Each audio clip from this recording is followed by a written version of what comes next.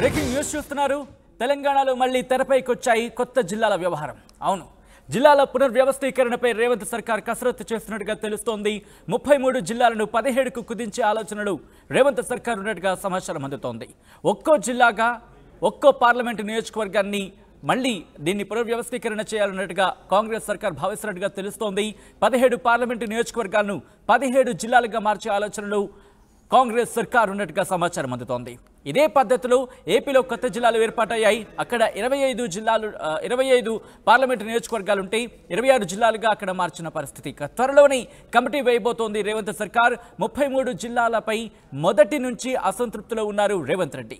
జిల్లాలను కుదిస్తామని ఇప్పటికీ ప్రకటించారు సీఎం. ఈ నేపథ్యంలో ఇప్పుడు మళ్ళీ 33 జిల్లాలను కాస్త 17 జిల్లాలుగా కుదించే ఆలోచనలు ఇటు రేవంత్ సర్కార్ ఉందా అంటే అవుననే మాట వినిపిస్తోంది.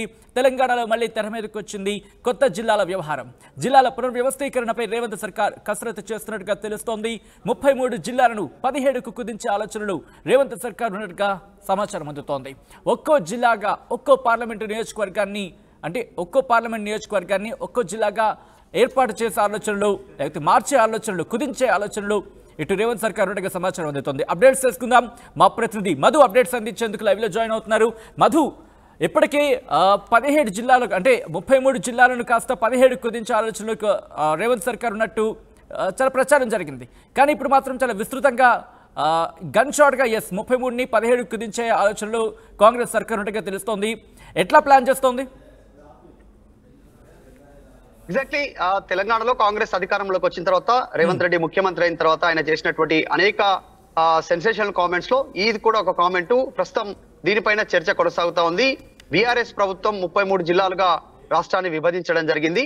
సో దానివల్ల అది కాస్త సైంటిఫిక్ గా జరగలేదు. కాస్త క్షేత్రస్థాయిలో పరిశీలన చేయకుండా ఇన్ని జిల్లాలు ఏర్పాటు చేయడం జరిగింది. దానివల్ల ఐఏఎస్లు తర్వాత ఐపీఎస్లు అధికారులు సరైనటువంటి రీతిలో సరిపోవట్లేదు, తీవ్రమైనటువంటి ఇబ్బందులు ఎదురవుతా ఉన్నాయి పరిపాలనకు అనేటువంటి కోణంలో రేవంత్ రెడ్డి వ్యాఖ్యలు చేశారు. అయితే ఇప్పుడు మొత్తం ఒక్కొక్క పార్లమెంటు నియోజకవర్గాన్ని ఒక్కొక్క జిల్లాగా మార్చడానికి అంటే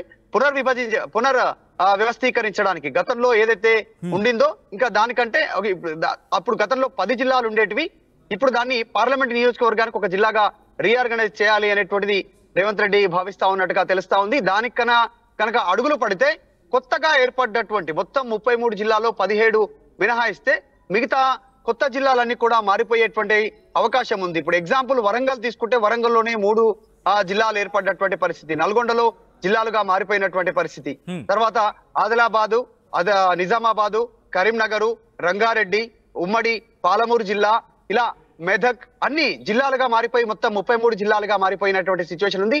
అది మార్చాలంటే తీవ్రమైనటువంటి కసరత్తు చేయాల్సి ఉంటుంది.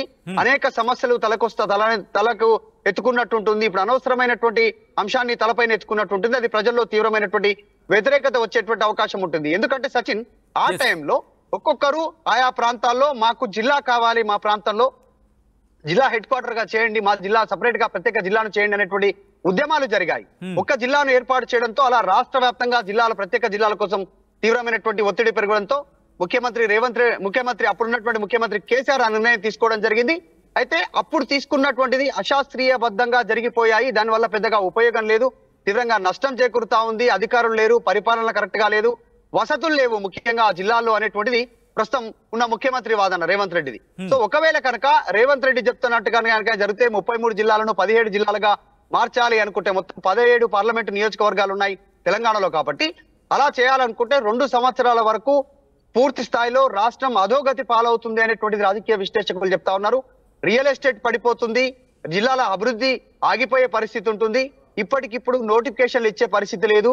So group 1, group 2, group 3, group 4 తర్వాత రీసెంట్ గా గురుకులాలకు సంబంధించినటువంటి ఉద్యోగ నియామకాలకు సంబంధించి కూడా ఇప్పుడున్నటువంటి 33 జిల్లాల వారిగానే వారికి నియామకాలు జరిగాయి. మొన్ననే ఎల్బీ స్టేడియంలో నియామక పత్రాలు కూడా ముఖ్యమంత్రి రేవంత్ రెడ్డి చేతుల మీదుగానే వారికి అందినటువంటి పరిస్థితి, దాదాపు 30,000కు సంబంధించినటువంటి ఉద్యోగులను. సో వీరందరి భవితవ్యం ఏం కానుంది అనేటువంటిది ఇప్పటి వరకు చేసినటువంటి ఈ 10 సంవత్సరాలలో జరిగినటువంటి జాబ్ కు సంబంధించినటువంటి ఎక్స్పీరియన్స్ ఏ రకంగా కౌంట్ చేస్తారు, మళ్ళీ ఒక ప్రాంతం నుంచి మరొక ప్రాంతానికి వెళ్లాల్సినటువంటి అవసరం ఉంటుంది. ఇప్పటికే అనేక బదిలీలు జరిగిపోయాయి ఉద్యోగంలో. సో వారందరూ అగమ్య గోచరమైనటువంటి పరిస్థితుల్లోకి వెళ్లే అవకాశం ఉంటుంది.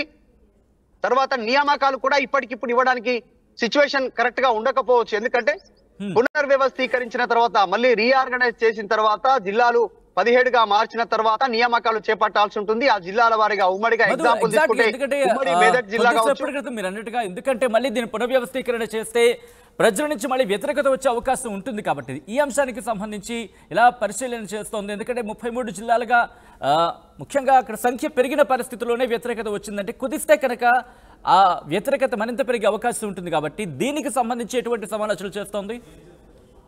ఖచ్చితంగా ఇప్పటికిప్పుడు చేసే ఆలోచన ప్రభుత్వానికి లేకపోయినప్పటికీ అది ఖచ్చితంగా చేస్తామనేటువంటిది రేవంత్ రెడ్డి గతంలో చెప్పారు ముఖ్యమంత్రి హోదాలోనే. కాబట్టి ఈ పార్లమెంట్ ఎన్నికల సమయంలో మరొకసారి తెరపైకి రావడము ఒక ఆంగ్ల పత్రికలో ఈ ఆర్టికల్ రావడంతో ఇది ప్రస్తుతం చర్చ కొనసాగుతా ఉంది. ఒకవేళ కాంగ్రెస్ కనుక ప్రస్తుతం ఉన్నటువంటి కాంగ్రెస్ పార్టీ నాయకులు గాని ముఖ్యమంత్రి రేవంత్ రెడ్డి గాని మరొకసారి ఈ అంశం పైన ఇప్పుడు పార్లమెంట్ ఎన్నికల కంటే ముందే మాట్లాడితే తేనె తుట్టను కాంగ్రెస్ పార్టీ కదిపినట్టే అనేటువంటిది రాజకీయ విశ్లేషకులు భావిస్తా ఉన్నారు. పార్లమెంట్ ఎన్నికల్లో కాంగ్రెస్ పార్టీకి తీవ్ర నష్టం చేకూర్చే అవకాశం ఉంది అనేటువంటిది విశ్లేషకులు భావిస్తా ఉన్నారు.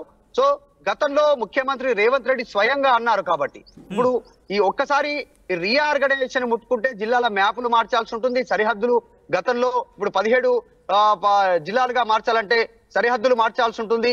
అన్ని రకాలుగా కూడా తలకు భారం ఎత్తుకున్నటువంటి పరిస్థితి ఉంటుంది. అధికారుల పైన కూడా భారం పడుతుంది. ఇది సుదీర్ఘ ప్రక్రియ, ఏదో 1 నెలలోనో 2 నెలలోనో జరిగేటువంటి ప్రక్రియ కాదు. కాబట్టి జ్యుడిషియల్ కి సంబంధించినటువంటి కమిషన్ దీంట్లో ఇన్వాల్వ్ అవ్వాల్సినటువంటి అవసరం ఉంటుంది. మొత్తం యంత్రాంగం అంతా సిబ్బంది అంతా దీనిపైన దృష్టి పెట్టాల్సినటువంటి అవసరం ఉంది. ఇతరత్ర పనులన్నీ పక్కన పెట్టాల్సినటువంటి అవసరం ఉంటుంది. దాంతో పాటు కొత్తగా ప్రాజెక్టులు తీసుకురావాల్సినటువంటి సిచ్యువేషన్ లో ఇప్పటికీ కేంద్ర ప్రభుత్వం అనుమతించినటువంటిది, రాష్ట్ర ప్రభుత్వం తెద్దామనుకున్నటువంటిది, దానిపైన కూడా నిర్ణయం తీసుకోవాల్సిన పరిస్థితులు వస్తాయి. సో మొత్తానికి ఈ 33 జిల్లాలను 17 జిల్లాలుగా మారుద్దాం అనేటువంటి ఆలోచనతో ఒక తీవ్ర గందరగోళ పరిస్థితి నెలకొనే సిచ్యువేషన్ ఉంది. క్షేత్రస్థాయి నుంచి తీవ్ర వ్యతిరేకత కూడా వ్యక్తమయ్యే పరిస్థితులు కూడా ఉంటాయి. రేవంత్ ఏ రకంగా రెస్పాండ్ అవుతారు? Right Madhu, thanks for update. So మొత్తంగా అయితే మాత్రం తెలంగాణలో మళ్ళీ తెర మీదకు వచ్చింది కొత్త జిల్లాల వ్యవహారం. జిల్లాల పునర్వ్యవస్థీకరణపై రేవంత్ సర్కార్ కసరత్తు చేస్తోంది. 33 జిల్లాలను 17కు కుదించే ఆలోచనలు రేవంత్ సర్కార్ ఉన్నట్టుగా సమాచారం అందుతోంది. ఒక్కో పార్లమెంటు నియోజకవర్గాన్ని ఒక్కో జిల్లాగా మార్చే ఆలోచనలు ముఖ్యంగా ఆ దిశగా సమాలోచనలు చేస్తున్నట్టుగా తెలుస్తోంది. 17 పార్లమెంటు నియోజకవర్గాలను 17 జిల్లాలుగా మార్చే ఆలోచనలు కాంగ్రెస్ సర్కార్ ఉందని మాట చాలా జోరుగా విస్తృతంగా ప్రచారం జరుగుతోంది. ఇదే పద్ధతిలో ఏపీలో కూడా కొత్త జిల్లాలు ఏర్పాటయ్యాయి. అక్కడ 25 పార్లమెంట్ నియోజకవర్గాలు ఉంటే 26 జిల్లాలుగా ఏర్పాటు చేస్తున్న పరిస్థితి. త్వరలోనే కమిటీ వేయబోతున్నారు రేవంత్. ఇదే అంశానికి సంబంధించిన సర్కార్ కమిటీ వేయబోతున్నట్టుగా తెలుస్తోంది. 33 జిల్లాలపై మొదటి నుంచి అసంతృప్తితో ఉన్నారు రేవంత్ రెడ్డి. జిల్లాలను కుదిస్తామని ఇప్పటికే ప్రకటించింది కాంగ్రెస్ సర్కార్.